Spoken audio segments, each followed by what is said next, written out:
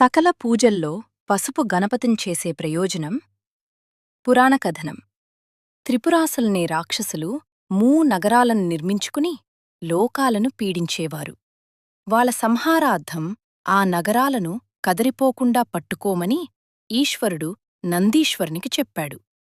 త్రిపురాసుర సంహార సమయంలో ఈశ్వర్ని ప్రతాపానికి ఆ నగరాలు అల్లాడిపోయాయి.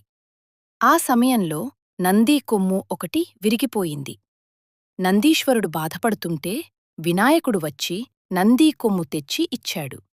అప్పుడు పరమేశ్వరుడు నందిని లాలించి, ఏ పూజ చేసినా, ఏ యాగాలు చేసినా, ఏ శుభకార్యం చేసినా ముందుగా నీ కొమ్ములాంటి పోక ఉన్నటువంటి పసుపు కొమ్ముని మార్గశిర పసుపు వినాయకుణ్ణి చేసి పూజించాలి అని వరమిచ్చాడు. అందుకే వివాహముప్పుడు లేదా ఏదైనా మహాకార్యసిద్ధి కోసం పసుపు గణపతిని పూజిస్తారు. ఏ కార్యం చేసినా పసుపు గణపతిని పూజించాలి. ఏవైనా కార్యములు పదే పదే ప్రయత్నించినా కలిసి రాకపోతుంటే దానికి పరిహారంగా భవిష్యోత్తర పురాణంలో ఒక కథ ఉంది. సీఖ అనే పుణ్యవతి కథ. సీఖ అనే పుణ్యవతి ఎంత కష్టం చేసినా ఆమెకు కార్యములు కలిసి రాకపోతుంటే ఆమె గౌతమ మహర్షిని వేడుకున్నది.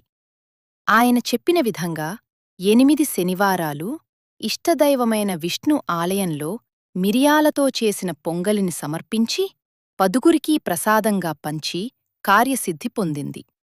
దాంతో ఆమె గృహంలో శుభకార్యం జరిగింది.